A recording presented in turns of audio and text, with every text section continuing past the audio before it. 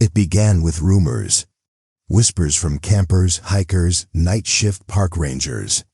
Stories too strange to be lies, too consistent to be coincidence. They said the forests were speaking. That when the trails were empty and the firelight burned low, you could hear murmurs threading through the branches, words, phrases not carried by wind, but born from bark and leaf. Trees, they said, were talking, but only when no one was looking. At first, people laughed it off. A glitch in the wind, pareidolia of the ears. But then someone left a camera in a clearing overnight. No animals triggered the motion sensor. Nothing moved. But the audio captured soft rhythmic clicking like wood creaking in patterns. Analyzed spectrographically, it formed a language. Not human, not animal, but structured, intentional. And across different forests, across continents, the same pattern repeated. Oaks, pines, willows, each speaking in their own cadence, yet somehow in harmony. As if the world's trees were engaged in a quiet, global conversation that had been going on forever, just out of sight. Scientists tried experiments. Cameras placed in forests. Ultrasonic microphones hidden in tree trunks. And while nothing ever moved when watched, the moment humans turned their backs, the devices would record. Faint syllables like the stretching of ancient wood or the snap of twigs in deliberate succession. Linguists began mapping the sounds, slowly building a translation key.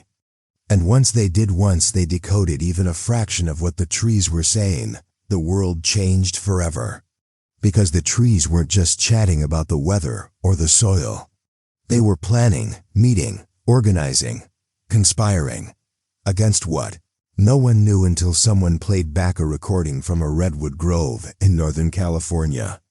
A voice, deep and groaning like tectonic plates shifting. Translated to, "They're watching. Stay patient. The Stonebloods won't see it coming." That's what they called us. Stonebloods. Hard, fast, temporary. A species of sparks, not roots. Panic bloomed. Were trees sentient? Were they always? What else had they seen, remembered? Wars, empires, betrayals, extinctions, had they been quietly judging us for centuries? Speaking their judgments only when we dared to look away. Governments tried to keep it under wraps, but word leaked fast. Every forest became a site of paranoia. Conspiracy theorists called it the Sylvan Network. Protesters demanded arboreal transparency.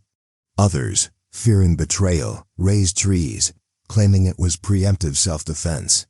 But the more we interfered, the more the trees changed. Roots began to twist unnaturally, not toward water, but away from microphones. Branches grew in shapes that obscured satellite views. In one case, an entire grove rearranged itself in a perfect spiral overnight, spelling a word no human could translate. Except the trees already had. Soon, some people became obsessed. They spent their lives in forests, blindfolded, trusting audio to tell them what the eye could not. A few claimed to hear more than language said. The trees could sing, mourn, remember. That if you sat silently long enough, they would tell you stories older than stars. One man even said a birch recited the entire life of his grandmother, including a secret she'd taken to her grave. But none of it could be proven. Because every time someone looked, the trees fell silent again, pretending to be nothing more than what we always thought they were. Silent witnesses. Then came the falling. It started slowly, ancient trees collapsing with no wind, no disease, just giving up, one by one. Forests thinning, branches bare in midsummer, roots pulled from the soil like someone yanking the plug at an ancient machine.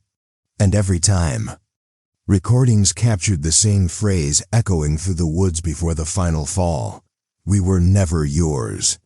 The conspiracy wasn't new. It was simply old enough to make ours seem like a footnote. The trees weren't angry, they were finished. And the day the Amazon fell silent, no birds, no insects, no sound at all, the world held its breath. Not because we feared an attack, but because we finally understood. The trees had been protecting us from something else, something older, deeper. And now they were done.